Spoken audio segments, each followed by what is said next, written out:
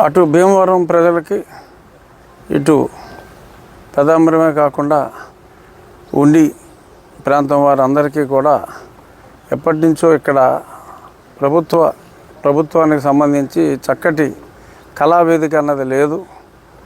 Closed theatre ఉంటే చాలా బాగుంటుంది. కనీసం ఓపెన్ ఎయిర్ థియేటర్ కూడా మంచిది లేదు. చిన్న నాటికలు ప్రదర్శించాలన్నా, ఒక మ్యూజికల్ నైట్ చేసుకోవాలన్నా ఇక్కడ కళాభిమానులు చాలా ఎక్కువ.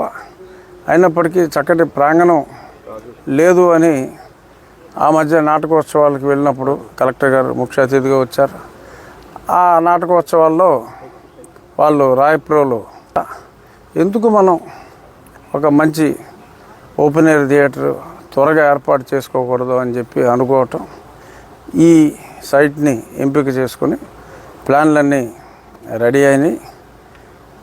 ఇది పెదమేరం పంచాయతీ సహకారం కొంత, నా ఇద్దరు మిత్రులతో ఎంపీలతో మాట్లాడా, రాజ్యసభ ఎంపీలతో, వాళ్ళ సహకారంతో.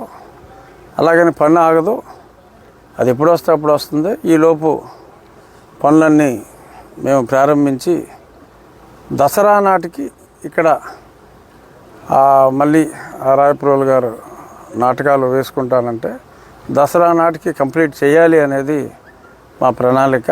తప్పకుండా అయిపోతుందనే ఆశిస్తున్నాం.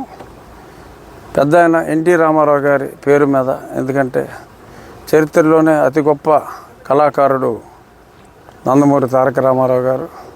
చుట్టూ వాకింగ్ ట్రాక్, మంచి చిన్న ఎక్సర్సైజులు చేసుకోవడానికి ఓపెన్ జిమ్ లాంటిది కూడా వస్తుంది. సో ఒక వనంలో ఇది ఏర్పాటు చేసుకుంటున్నాం కాబట్టి దీనికి ఎన్టీఆర్ కళా వనం అని చెప్పి పేరు పెట్టడం జరిగింది. అలాగే